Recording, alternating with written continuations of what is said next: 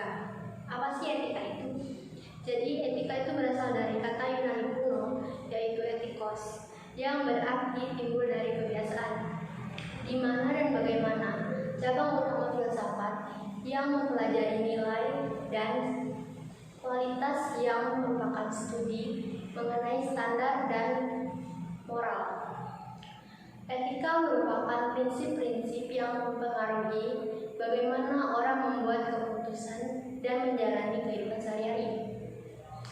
Etika mencakup beberapa hal, yaitu bagaimana menjalani hidup yang baik dan benar, hak dan kewajiban kita, bahasa yang baik dan yang salah, keputusan moral yang baik dan buruk. Jadi, etika itu terbagi menjadi 4 klasifikasi, yaitu yang pertama etika deskriptif, di mana etika yang hanya menerangkan apa adanya tanpa memberikan penilaian terhadap objek yang diamati.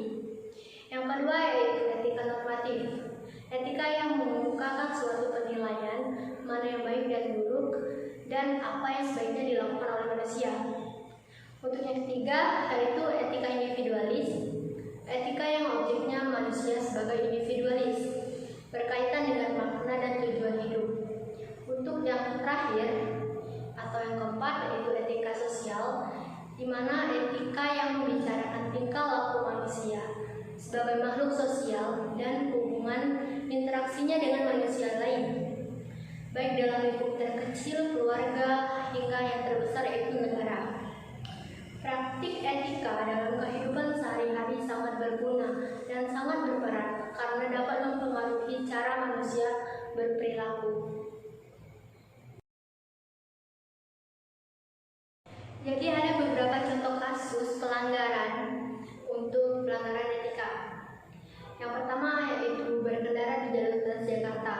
Pelanggaran di jalur Transjakarta sangat lazim ditemukan di Jakarta.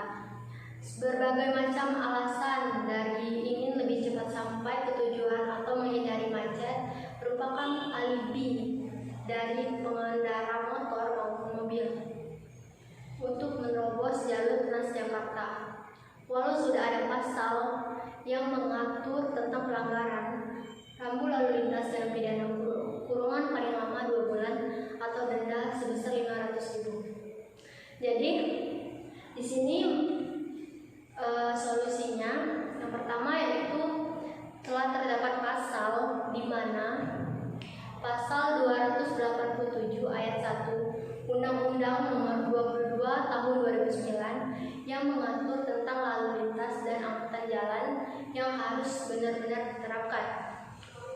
Dengan diterapkannya pasal tersebut setidaknya memberikan efek jerah pada para pengguna jalan untuk tidak menerobos jalur Transjakarta lagi. Yang kedua yaitu dilakukannya peninggian pembatas pada seluruh jalur Transjakarta karena masih ada beberapa jalur yang pembatasnya belum ditinggikan. Untuk yang ketiga yaitu pemasangan kamera pengawas.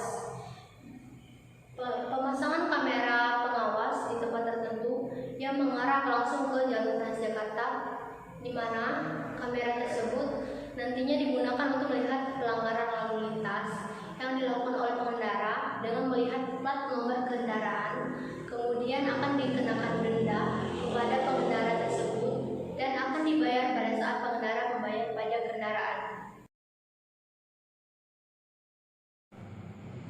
Jadi contoh kasus yang kedua yaitu membuang sampah sembarangan, di mana hal yang ini kita anggap sepele. Nyatanya sampah inilah yang hampir setiap tahun menjadi masalah bagi masyarakat, khususnya untuk seluruh warga Indonesia. Sudah puluhan kali masyarakat diimbau untuk tidak membuang sampah sembarangan, terutama di sungai. Akibatnya yang ditimbulkan diantaranya adalah pemandangan yang tidak enak dilihat, terus menimbulkan bau yang tidak sedap, menjadi sumber penyakit, dan yang paling utama adalah menimbulkan banjir.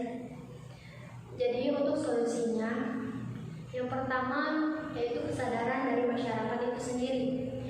Kesadaran yang melakukan dan yang merasakan adalah masyarakat itu sendiri. Jadi hal yang paling mempengaruhi kenyamanan dan keamanan adalah dari masyarakat itu sendiri. Untuk yang kedua, memperbanyak tempat pembuangan sampah. Dan yang terakhir, penerapan denda. Ini merupakan solusi yang tepat di mana orang yang membuang sampah sembarangan akan diberikan sanksi atau denda berupa uang. Jadi itu saja yang dapat saya sampaikan. Mohon maaf bila ada kata yang salah dalam penyampaian saya. Terima kasih.